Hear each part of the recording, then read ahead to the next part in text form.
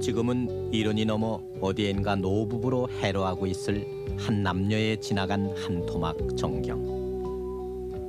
우리들의 가족 연대기 앞 페이지에서 조그만 사파처럼 남아있는 35년 전쯤의 낡은 필름 속에서도 그때 어머니, 당신들은 죄나 지은 듯 서너 발자국을 떨어져서 지아비의 해진 구두 뒤축 따르기에 딴 생각에 겨를이 없었습니다.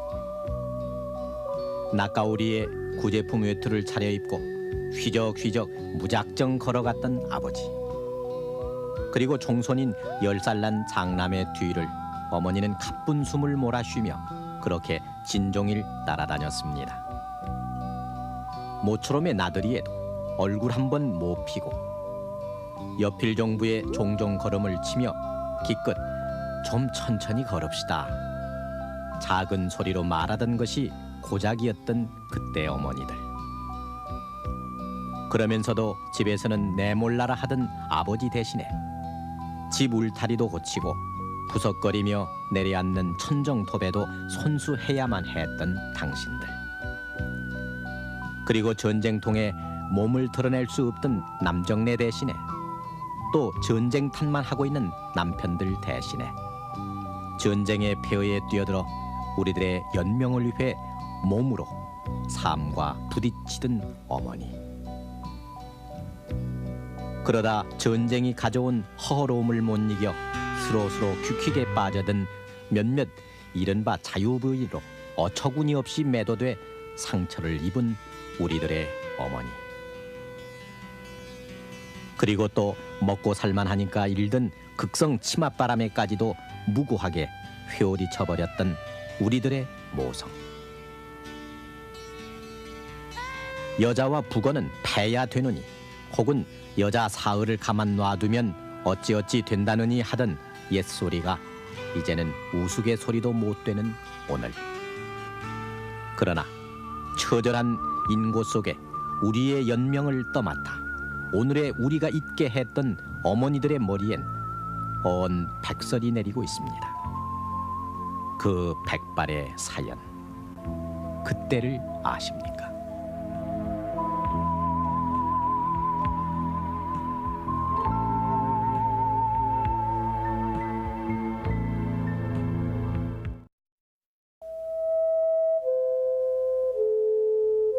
어둠이 채 가시지 않은 새벽, 어머니는 조심조심 물먹은 소음처럼 고단한 몸을 일으켜 냉기 가득한 부엌으로 향했습니다.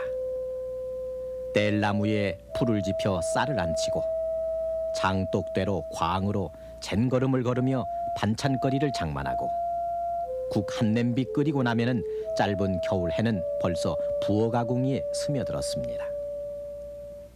온 식구가 둘러앉은 아침상, 무서운 시아버지, 어른보다 더 냉랭한 시어머니, 소처럼 무뚝뚝한 남편, 염소처럼 고집스런 시동생들. 밥상에 앉을 새도 없이 물 떠주고 반찬을 새로 떠오고, 주렁주렁 달린 아이들은 밥 달라 투정 젖 달라 보채고 가지가지 시중을 들고 나면 밥상은 휑하니 비었습니다. 어머니는 부엌 바닥에 쭈그리고 앉아 물에 불린 누룽지와 김치로 허기를 메우기 일쑤였습니다. 남편이 늦게 들어오는 날이면 저녁도 굶은 채 김이 오르는 가마솥 안에 밥사발을 앉혀놓고 귀 익은 그 발자국 소리를 기다리고 또 기다렸습니다. 시집간 지 3일 만에 시어머니가 내놓는 것은 한 묶음의 해진 버섯 켤레와 무명 헌겁이 담긴 반지꼬리. 냇물에다가 빨래하고 바느질을 해서 다림질을 하고 밤이 새도록 허연 다리를 내놓고 길쌈을 메고 나면 손에 피가 맺히고 허리가 부러지는 듯 아팠습니다. 그때 어머니들의 낮과 밤, 또 이튿날의 낮과 밤, 모든 어머니들에게 그것은 피할 수 없는 운명이었습니다.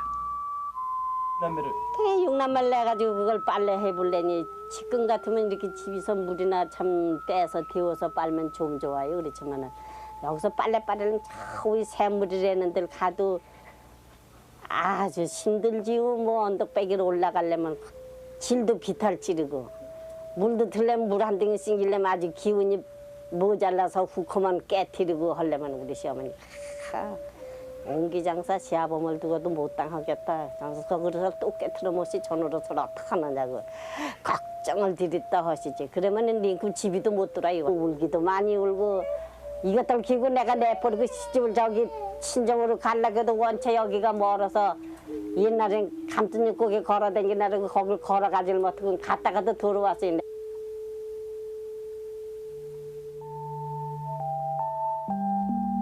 거울을 들여다볼 때면은 안개처럼 아련한 환상에 젖곤 했습니다. 의젓하고 부드러운 웃음이 가득한 남편 만나 아들 딸 낳고 꽃처럼 살고자 했던 연분홍 꿈들을. 그러나 그 꿈은 모진 바람의 꽃잎처럼 시들고 흩어져 갔습니다. 희고 고왔던 손은 소 발바닥처럼 거칠게 갈라지고 얼굴에는 물결인 듯 주름이 잡혔습니다. 그러기에 여인들은 부숭부숭 부은 얼굴에 구루물을 바르고 새집같이 흩어진 머리칼을 매만지고 처녀 시절적 양장과 뾰족구두를 꺼내들고 자유스럽고 싶고 해방되고 싶은 마음의 응어리를 사귀곤 했습니다. 커다란 거울과 인형 같은 서양 여자 사진이 걸려있던 동네 미장원. 그곳은 시들은 젊음을 잠깐 되찾게 해주었던 비밀스런 그들만의 조그만 공간이기도 했습니다. 구공탄불에 달군 쇠젓가락으로 머리를 말고 핀을 꽂으면 그제서야 참으로 오랜만에 웃음, 그것도 작은 웃음을 지어 보였습니다. 그러나 그 웃음도 잠깐, 마치 나쁜 짓 하다 남에게 들킨 사람처럼 남이 볼까 말려 올라간 머리를 물로 흐트리고 그러고도 머리에 수건을 둘러쓰고 골목길을 줄다름치던 여인들. 아 그리고 화장하면은 뭐 그냥 누구 치다볼까 봐 걱정이고 뭐 조금만 나가도 뭐 별소리 다 듣고 옛날에 시집살이 대단했죠 뭐. 남들은 길을 하고 그러니까 기계 하고 싶잖아요. 그거 이제 한 푼 한 푼 모으고 싶어서 그랬는데 모여 있는 게 승이라 그때는. 옛날에. 옛날에 모여 있는 게 승이라 못 나가시게 했죠. 그래서 이제 얼른 그거 팔아다가서 깃돈만 붓고는 도로 아주 안간책하고 오지 뭐 아주 그냥.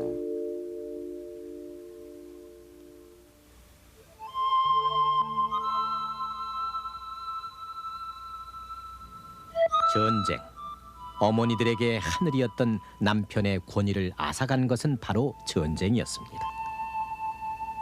집도 쌀도 그릇도 온통 잿더미로 표현해버렸을 때 그나마 한오락이 간수했던 시집 혼순이 구루무니 하던 따위는 아이를 들쳐맨 어머니들에게는 벌써 깨진 꿈으로 사라져버렸습니다. 그리고 도대체 하늘 같았던 남편은 어디 가서 조석거리 하나 마련해오지도 못했지만은 그러나 밀기울로 죽을 쓰고 소금물로 국을 끓이면서도 전쟁만 탓하고 있는 남편에게 아무 내색을 못하던 어머니들. 하지만 그 밀기울 죽 앞에 체면 차릴 틈도 없이 숟가락을 들여 미는 시어른들과 다툼을 하는 아이들조차 밉게 볼 수가 없었습니다. 전쟁은 어머니들을 억순이로 만들어 놓았습니다. 말 없고 안 보고 안 듣던 어머니들의 그런 억척스런 변신을 남자들은 여자들이 나이롱줄처럼 질겨졌다고 비아냥댔지만 부잣집 며느리도 농부의 아내도 광주리를 이고 메고 또 하나의 전쟁터 같은 시장으로 뛰어들었습니다. 한 끼를 위해 한 칸 누울 거처를 위해 마치 불구자 남편을 둔 여인처럼 시장과 거리를 헤맸던 억순이가 됐던 그때 어머니들. 그러나 정말 어처구니 없게도 전쟁이 쓸고 간 도해지 한켠에서는 전쟁과 함께 흘러들어온 양풍에 휩쓸린 슬로슬로 킥킥하는 댄스 소리가 들려오기 시작했습니다.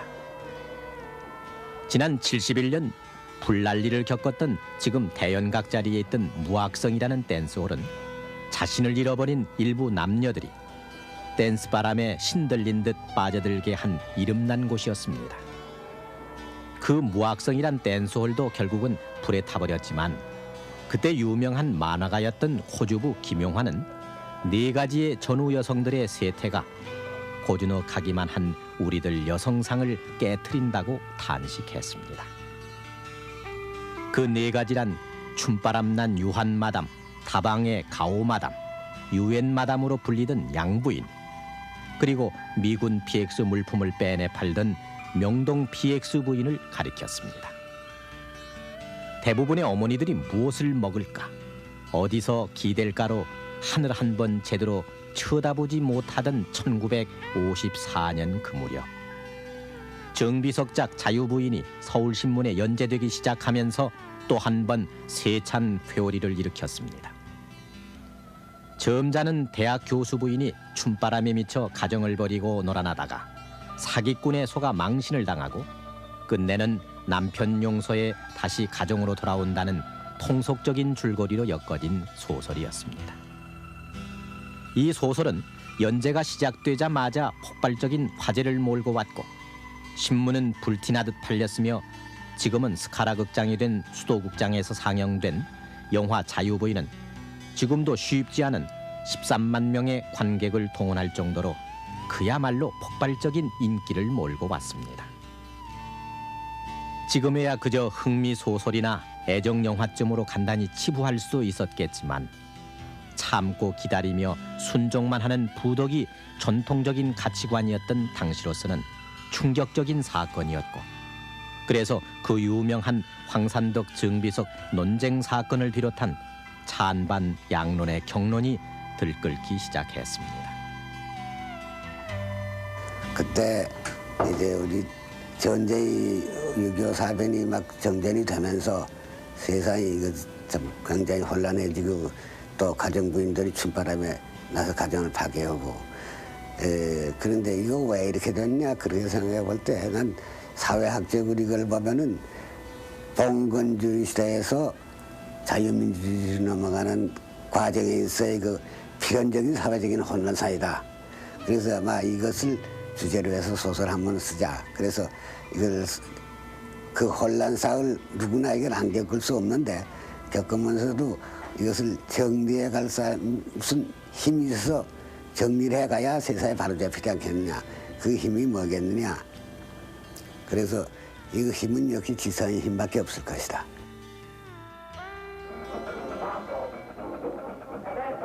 한 시대를 풍미했던 자유부인. 그러나 그 자유부인은 우리 어머니들이 입에 떠올리기조차 부끄러워하던 단지 하나의 탈선 여인에 불과했지만 역시 전쟁이라는 계산 못한 사건이 몰고 온 가혹한 시대의 한 산물로 사람들은 그 자유부인으로부터 세상이 조금씩 달라져가고 있는 것처럼 생각하기 시작했습니다. 실제로 이 소설이 나온 지 1년 뒤 소설 속의 자유부인은 이른바 박인수 사건으로 현실로 나타났습니다. 그리고 1960년대를 휩쓴 또 하나의 회오리, 치맛바람. 사친회니 자모회니 해서 떼지어 다니며 극성을 부리는 몇몇 사람들 때문에 어쩔 수 없이 많은 어머니들이 따라갈 수밖에 없던 이 치맛바람은 아이들에게 무조건 1등 1류가 되기를 요구했습니다. 어느 학교 교실이건 수업하는 교실 뒤편에 학부모들이 진을 치고 앉았고 학교가 끝나면은 비싼 돈을 들여 과외 공부를 시켰습니다. 그때 그 치맛바람이 일으킨 과외는 70년대 말까지 과외 망국론까지 일으키며 시킬 수도 안 시킬 수도 없는 괴로움을 우리에게 주어온 것입니다. 치맛바람을 극성이라고 나쁘게 몰아칠 수도 있지만은 그러나 지금 30, 40대 중견들의 성장 과정에는 어려웠던 당신들의 한이 된 자식 하나 잘되기 바라고 살아온 어찌 보면 눈물겨운 모성의 발로가 스며 있습니다. 1965년에 이른바 무주파동은 그 인류병과 치맛바람과 그런저런 애달픈 모성이 복합적으로 엉켜진 사건이었습니다. 경기중학에 응시한 학부모들이 엿을 만드는 원료가 니아스타제냐 무즙이냐 하는 문제의 정답을 바로 가려라 하며 교장실에서 농성을 했고 끝내는 소송까지 벌어져 결국 39명의 불합격생이 경기중학에 입학한 이 사건은 연명에 억척스럽던 우리의 모성이 교육열에도 억척스러웠음을 보여준 사건이었습니다. 그러나 부엌대기로 당신 스스로 낮춰 부르던 우리들 어머니, 그리고 영자, 화자, 미자 하는 외식 이름이라도 한번 제대로 가져보지 못한 채 갓난이, 언년이 하는 당신들 이름을 그저 영천댁, 수원댁으로만 감춰놓았던 서름의 이름들. 다 비워진 개다리상을 들고 부엌 한켠에서 쪼그리고 앉아 누룽지 밥을 먹던 어머니들. 그러나 지금 전기밥솥과 세탁기에 집안일을 맡기고 맞벌이다 강습회다 하면서 자신의 세계를 찾아 나서는 젊은 주부들을 보는 옛 어머니들은 젊어서는 시집살이 눈치에 졸아든 청춘을 보냈고 늙음하게는 며느리의 눈치를 보는 시집 아닌 시집살이를 하고 있구나 하며 여린 속을 달래고 있습니다. 집안일 내몰라라 하던 불구자 같던 남편은 그래도 생전에는 좋기만 했는데 먼저 세상을 버렸고 그래서 눈물이 더욱 많아진 늙은 어머니. 지아비의 난봉에도 그들은 울음만 삼켜야 했고 칠거지약에 소박 맞을라 그저 다림질에 다듬이질에 시름시름 석탄 백탄을 태우며 그 속에 청춘마저 태워보내. 그래서 청춘을 잊은 채 언 백발을 머리에 얹게 된 어머니들. 시집살이 석삼년에 귀 먹고 눈 멀고 입을 못 열었던 청맹관이 당신의 처녀적 얘기는 오늘 슈퍼우먼의 딸내며 며느리 목청에 묻혀 가물가물 그렇게 표류할 뿐입니다.